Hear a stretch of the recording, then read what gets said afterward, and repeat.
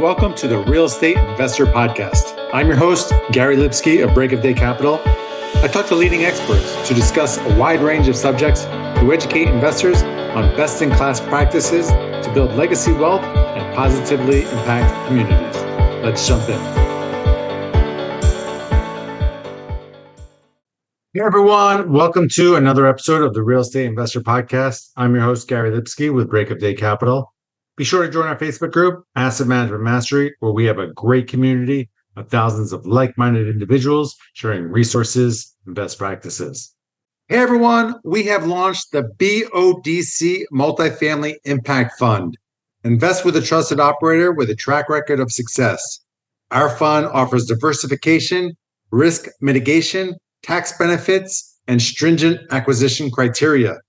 If you'd like to learn more, head over to our website at breakofdaycapital.com.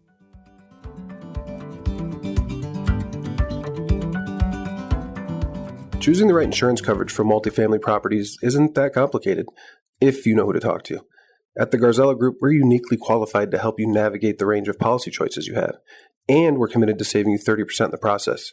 We do intensive market research and have nationwide relationships, so we can find coverage other insurance brokers simply can't. We should talk. Go to quotenow.biz and we'll start the conversation. Today, I wanted to talk about my new book, Invest Smart, Spotting Red Flags in Real Estate Syndications, which has just come out on Amazon and will be available on audiobook in a couple of months.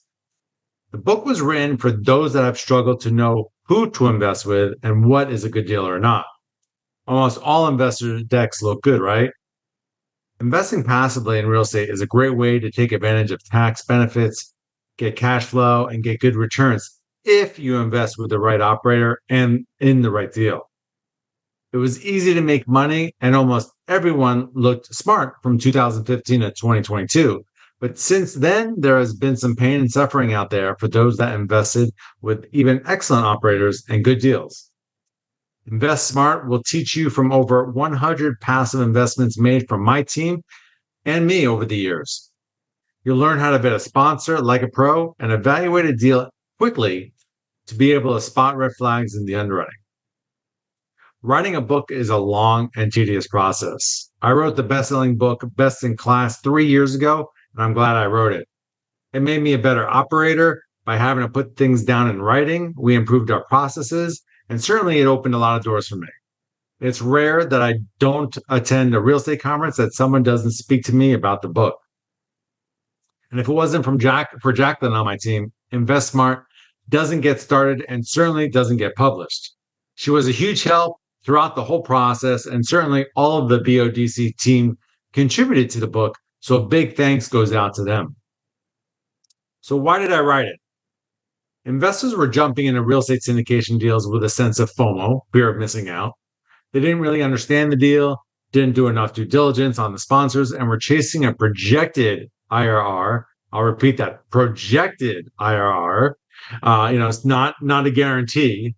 And that projected IRR could be easily manipulated. A lot of people got lucky on some deals that sold over, say, again, 2015 to 2022, like I said earlier, and others that the last few years weren't so lucky. I've certainly made some of those same mistakes. My first deal I invested in, I didn't do enough due diligence. I jumped in without really getting to know the operator and his team, nor the business plan, the debt, and the projections.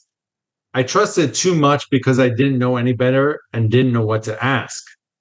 If it's on paper and others are investing in it, I thought, like many others, it must be good. He's got a social media presence as well and held a meetup. Does that sound familiar to you? The deal struggled with higher expenses and lower revenue, and we eventually had a capital call. The COVID booster, and I'm not talking about the shot.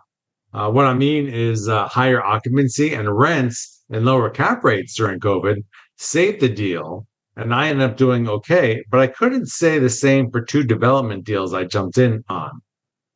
It was with a guy I knew and some friends that I respected invested in the deal. There was talk of how good the IR was, but not a lot of talk about the developer, though I knew he had done a bunch of small deals with my friend and was successful on those, but he ultimately failed us. He took on too much, more than he ever had, building lots of units at the same time. This was his biggest project by far.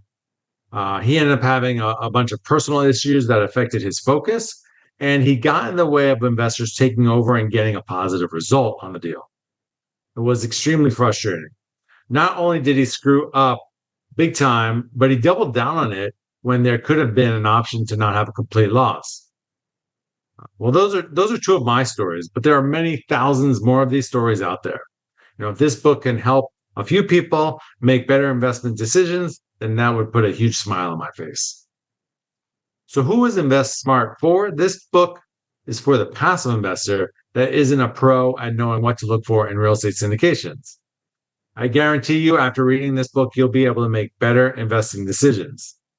It doesn't guarantee you from making a mistake in an investment, as unfortunately that can happen to the best of us.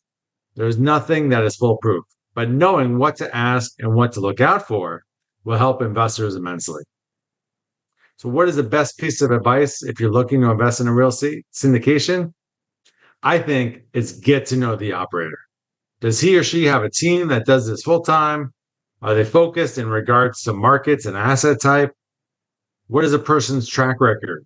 What is their communication style? Don't just follow the herd, do your own due diligence.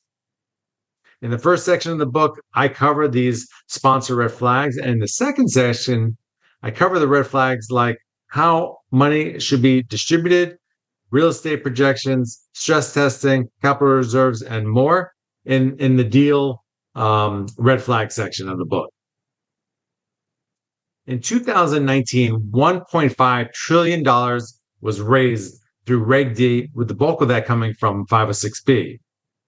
Reg D lets companies doing specific types of private placements raise capital without needing to register the securities with the U.S. Securities and Exchange Commission.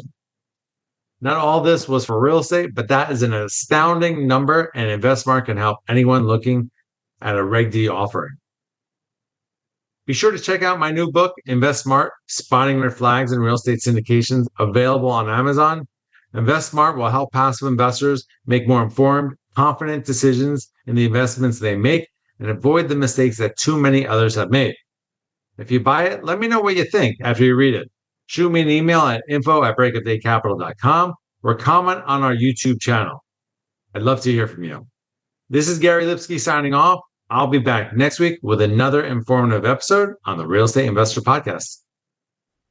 To all of our listeners, thanks for joining us. And if you like this episode, please head over to iTunes or Stitcher and like, subscribe, and leave a review, as it will help us reach more people. And if you'd like to learn more about what we do at Break of Day Capital, head over to our website at breakofdaycapital.com and sign up for our newsletter and fill out our investor application. We'll talk to you next week.